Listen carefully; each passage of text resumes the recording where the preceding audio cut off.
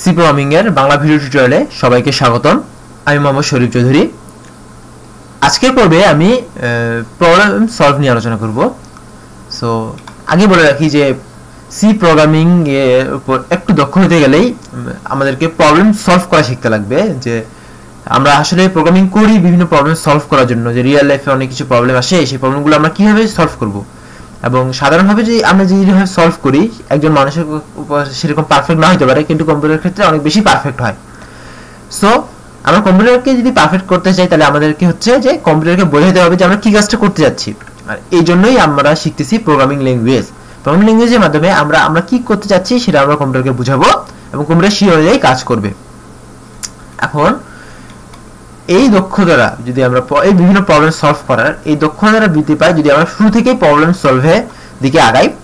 হ্যাঁ, সো এখন আমরা হচ্ছে যে প্রবলেম সলভ নিয়ে জন্য আমি কিছু পর্ব রেখেছি, যার মাধ্যমে প্রতিটা পর্বে আমি একটা পার্টিকুলার প্রবলেম নিয়ে আলোচনা করব এবং এই পার্টিকুলার প্রবলেম নিয়ে আলোচনা শেষে আমি বলবো যে এই ধরনের এই প্রবলেমগুলো সলভ করা যেতে পারে। একটু ট্রাই করার জন্য আপনারা অবশ্যই ট্রাই করবেন এবং না পারলে আমার সঙ্গে কন্ট্যাক্ট করবেন, আমার ইমেল অ্যাড্রেস দেওয়া রয়েছে। এখন আজকে যে আমি প্রবলেমটা শুরু করব, যে আজকে প্রবলেম শুরু করার আগে বলি যে আজকের পর্বটা হচ্ছে শূন্য পর্ব। শূন্য পর্ব কেন সে সম্পর্কে আমরা এরেতে একটু বিস্তারিত আলোচনা করব। তার আগে বলে রাখি যে এরের ধারণা থেকে আমি শূন্য পর্ব শুরু করেছি। যে এরের প্রতিটা এরে শুরু হয় ফার্স্ট এলিমেন্টটাই হয় শূন্যতম এলিমেন্ট এবং শূন্য দিয়ে শুরু হয়। যে এ থেকে A10 যদি আমি ডিক্লেয়ার করি তখন সেটা এর তো ভালো করে বুঝবো। মানে কি, আমি 10টা যদি উপাদান ডিক্লেয়ার করি 10টা উপাদানই হয় যে প্রথমটা A0 থেকে শুরু হয় A9 পর্যন্ত। তার মানে কি, আমাদের মোট 10টা উপাদান থাকে সেই জিনিস। তাই আজকের পর্বটাই হচ্ছে আমাদের 0তম পর্ব এবং 0তম পর্বে আমাদের যে প্রবলেমটা সেটাও অনেক সোজা একটা প্রবলেম এবং সেটা আমরা কিভাবে সলভ করার জন্য কিভাবে বিভিন্ন টেকনিক ইউজ করবো সেই জিনিসগুলো আমরা লক্ষ্য করব।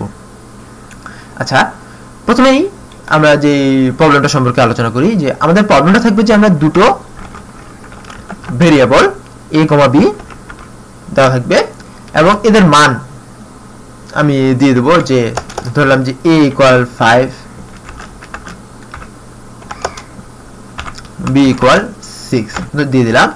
সো আমার যে কাজটা হচ্ছে যে সেই কাজটা যে আমি বলবো যে কোনটা বড় কোনটা ছোট, আর যদি দুটি সমান হয় তাহলে এটাও বলতে হবে যে a আর b সমান। এখন আমি a আর b এর মান বিভিন্ন প্রতিটা প্রোগ্রামের ক্ষেত্রে আমি চেঞ্জ করে দিব, কিন্তু আমার কোডটা চেঞ্জ হবে না। আমি এখানে জাস্ট মান দুটো চেঞ্জ করে দিব এবং আমি আউটপুটের মাধ্যমে পাবো সেটা। মানে কিরকম, যদি দুইটা এরকম 5, 6 থাকে তাহলে দেখাবে যে a is less than b, অথবা দেখা যায় b is greater than a। মানে যদি আমরা greater than দিয়ে চেঞ্জ করি তাহলে b is greater than a, অথবা b is greater, অথবা দেখাতে পারে যে সবথেকে যে বড় সংখ্যাটা যদি দেখাতে পারে তাহলে তখন দেখাবে যে b, অথবা যদি আমরা a এর মান 6 হয় b এর মান 5 হয় তখন দেখাবে a। যাই হোক না কেন, মূল যে ব্যাপারটা হচ্ছে যে আমাদেরকে নির্ণয় করতে হবে যে কোন সংখ্যাটা বড় এবং সেটা আমাদেরকে দেখাতে লাগবে। শুধু তাই না, যদি সমান হয় তাহলে বলে দিতে হবে যে হ্যাঁ দুটো সমান। সো এই জিনিসটা আমি কিভাবে প্রবলেম সলভ করবো সেটা একটু চিন্তা করি। প্রথমেই আমাদেরকে দুটো ভেরিয়েবল ধরে নিলাম, যে এটা একটা ভেরিয়েবল, যেটা একটা ভেরিয়েবল, এটা হচ্ছে a, এটা হচ্ছে b। এখন আমাদেরকে কাজ করতে হবে তিনটা, যে কোনটা বড় কোনটা ছোট বের করতে হবে। প্রথমে যদি আমরা চেক করে নিলাম যে a এর মানটা বড় কিনা সেটা চেক করব। যদি a এর মানটা বড় না হয়, যদি a এর মানটা ছোট হয়, যদি এই শর্তটা যদি আমি যদি দিই a greater than b, এই শর্তটা যদি সত্য হয় তাহলে তো ডাইরেক্টলি পাওয়া যাচ্ছে যে a বড় b ছোট। ডাইরেক্টলি এই শর্ত থেকে আমরা পেয়ে যাচ্ছি যদি সত্য হয়। কিন্তু যদি মিথ্যা হয় তাহলে কি আমরা এই কথাটা বলতে পারি যে b বড় a ছোট? b বড় a ছোট না, এই কথাটা বলতে পারবো না।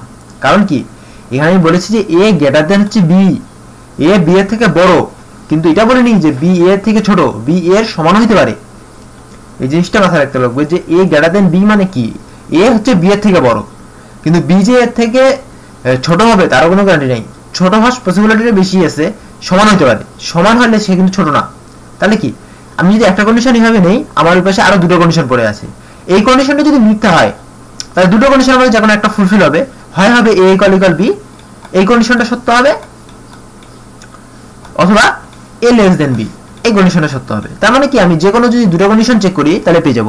আমি যখন এটা চেক করলাম, এটা যদি সত্য হয় তাহলে ডাইরেক্টলি বলে দেবো যে a বড়, যদি এটা মিথ্যা হয় তাহলে চেক করব এটা a = b কিনা। যদি দেখি যে হ্যাঁ a = b হচ্ছে, যদি দেখা যাচ্ছে যে না a = b হচ্ছে, তাহলে সঙ্গে সঙ্গে ধরে নিব যে হ্যাঁ মানে a b এর সমান। এবং যদি এই জিনিসটা না হয় তাহলে কি b এর থেকে ছোট। এইভাবে যদি আমরা কল্পনা করি তাহলে আমরা এই প্রবলেমটা খুব সুন্দরভাবে সলভ করতে পারবো। সো আসা যাক প্রোগ্রামে। এই কাজটা আমরা কিভাবে করব সে সম্পর্কে আমি এর আগে আলোচনা করেছি কিনা সেটা হয়তো আপনারাই ভালো করে বলতে পারবেন, কিন্তু আমি আর মনে হচ্ছে আমি এই সম্পর্কে আলোচনা করেছি, কারণ আমি একটা অপারেটরের মধ্যে একটা অপারেটর এই সম্পর্কে আমি রিলেটেড আলোচনা করেছি। যদি আপনারা প্র্যাকটিস করে থাকেন তাহলে হয়তো এই প্রবলেমটা আমি বলার আগে আপনারা সলভ করে ফেলবেন, এবং হয়তো এতক্ষণে আপনারা সলভ করে ফেলেছেন। যদি সলভ না করে থাকেন তাহলে হয়তো ট্রাই করতে পারেন, আমি সলভ দেওয়ার আগ পর্যন্ত আপনারা ট্রাই করতে পারেন, অথবা এই জায়গাটা পোস্ট করে রাখতে পারেন, তারপরে দেখতে পারেন যদি কোথাও ভুল হয়েছে কিনা। তো আমি শুরু করি কিরকম। আমরা যেটা করেছিলাম সেটা ছিল কন্ডিশনাল অপারেটর। কন্ডিশনাল অপারেটরের কাজটা কি ছিল, যে একটা হোয়াট চিহ্ন থাকবে, তার আগে একটা থাকবে এক্সপ্রেশন থাকবে, তারপর একটা হোয়াট চিহ্ন থাকবে। যদি সত্য হয় তাহলে এখানে যে একটা স্টেটমেন্ট থাকবে সে গোটা স্টেটমেন্টের জায়গায় সেই স্টেটমেন্টটা হয়ে যাবে। আর যদি মিথ্যা হয় তাহলে এখানে যেটা হবে স্টেটমেন্ট 2টা কাজ করবে। এটাই হয়েছিল যে কন্ডিশনাল অপারেটরের কাজ। সো আমরা সেই কন্ডিশনাল অপারেটরের কাজ করব। তো আমরা প্রথমে বলেছিলাম যে চেক করে নিব যে a > b কিনা। আমরা চেক করে নিব যে a > b কিনা। যদি a > b হয়, যদি আমার এই শর্তটা সত্য হয়, তাহলে কাজটা কি করবে, যে প্রিন্ট করবে printf। কি করবে, printf কি লিখবে যে a is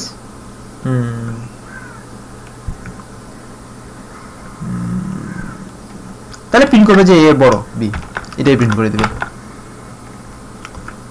সোজা।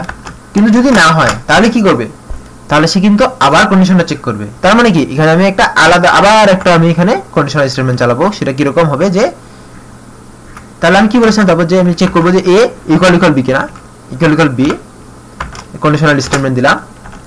কন্ডিশনাল স্টেটমেন্ট দেওয়ার পরে আমি এখানে কন্ডিশনাল অপারেটরে এখানে দিব যে আমি যদি এটা সত্য হয় তাহলে কি হবে, লিখবে যে a printf করবে a = b,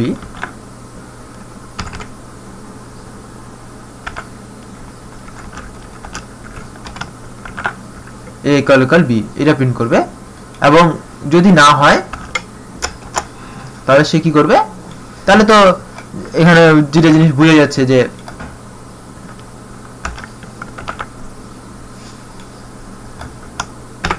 তাহলে কি হয়েছে, যদি বড় হয় a b এর থেকে বড় হয় তাহলে a b এর থেকে বড়, যদি সমান হয় তাহলে সমান, যদি বড় না হয় সমান নাও না হয় তাহলে কি ছোট, a b এর থেকে ছোট, এটা প্রিন্ট করবে। কমা দিয়ে দেবো। এখন দেখা যাক যে আমি এখানে একটা কন্ডিশনাল স্টেটমেন্টের মধ্যে একটা কন্ডিশনাল স্টেটমেন্ট ইউজ করেছি, এটা কি করা যাবে? অফ কোর্স করা যাবে। আমি কি বলেছিলাম যে এই স্টেটমেন্টটা যদি ট্রু হয় তাহলে গোটা স্টেটমেন্টের জায়গায় এই লাইনটা চলে আসবে, আর যদি ফলস হয় তাহলে এই লাইনটা চলে আসবে। তার মানে কি, যখন আমাকে যখন ফলস দিছে তার মানে কি সম্পূর্ণ স্টেটমেন্ট নাই, তখন সম্পূর্ণ স্টেটমেন্টে কি হয়ে গেছে, এটা স্টেটমেন্ট হয়ে গেছে। যদি এই সম্পূর্ণ স্টেটমেন্টটা এটা স্টেটমেন্ট হয়ে যায় তাহলে তো কোনো অসুবিধা নেই, সো এখন আমরা প্রোগ্রামটা রান করব।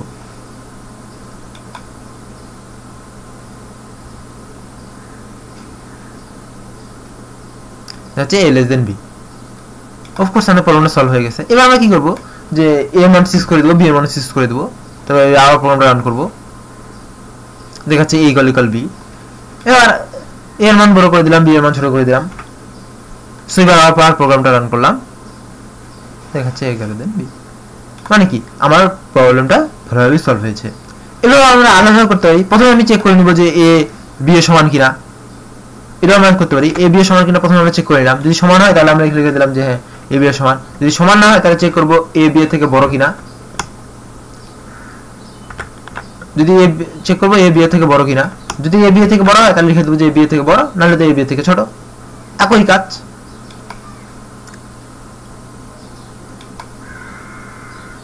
যে a b এর থেকে বড়, প্রবলেম একই, সলভ হবে। যে একাধিক ভাবে আমি প্রবলেমগুলো সলভ করতে পারি। সো যেভাবে সলভ করি না কেন সেটা হচ্ছে যে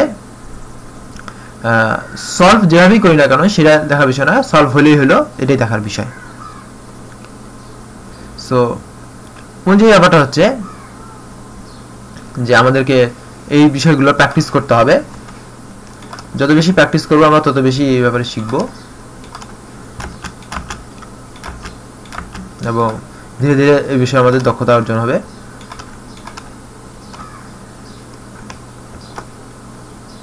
এগুলোর মধ্যে আসা যাচ্ছে না। সো যাই হোক, এখন আমি বলবো যে এর রিলেটেড আমি কি কি প্রবলেম সলভ করতে পারি। আমরা সলভ করতে পারি, আমরা ধরবো যে 3টা ইন্টিজার সংখ্যা নিব, a, b, c। আমাদের কাজটা হবে যে কোনটি বড়, কোনটি মেজর, কোনটি ছোট, মানে সিরিয়ালি সাজানো। যদি a বড় হয়, যদি a এর মান 1, b এর মান 3, c এর মান 2 হয়, তাহলে আমাদের সিরিয়ালি সাজাবে 1 2 3। এটা এই ধরনের প্রবলেম এই ধরনের দিয়ে সম্ভব হবে। নেস্টেড, এটাকে বলা হয় নেস্টেড, যে আমি একটা কন্ডিশনাল অপারেটরের মাঝখানে আমি আরেকটা কন্ডিশনাল অপারেটর ইউজ করছি, একটা ভিতরে আরেকটা ইউজ করছি, এটাকে নেস্টেড বলা হয়। এইভাবে আমরা এই কাজটা করতে পারি, খুব সাধারণভাবে করতে পারি, যে কীভাবে দুটো 3টার মধ্যে ইন্টারচেঞ্জ, তারপর এই কাজটা করতে পারি। সো যাই হোক না কেন, কোন সংখ্যা বড়, কোন সংখ্যা ছোট, এই রিলেটেড কাজগুলো আমরা এইভাবে করতে পারবো। তো সো যাই হোক না কেন, এই প্রবলেমটা আপনারা যে নতুন যে প্রবলেমটা দিলাম সেই প্রবলেমটা যদি আপনারা সলভ করেন, তাহলে এই বিষয়ে আপনাদের মজাটা একটু বেশি পাবেন এবং তার পাশাপাশি প্রোগ্রামিং সলভের যে দক্ষতাটা সেটা আপনাদের বৃদ্ধি পাবে। সো ধন্যবাদ সবাইকে আমার সাথে থাকার জন্য। দেখা হয় পরের টিউটোরিয়ালে নতুন কোনো বিষয় নিয়ে।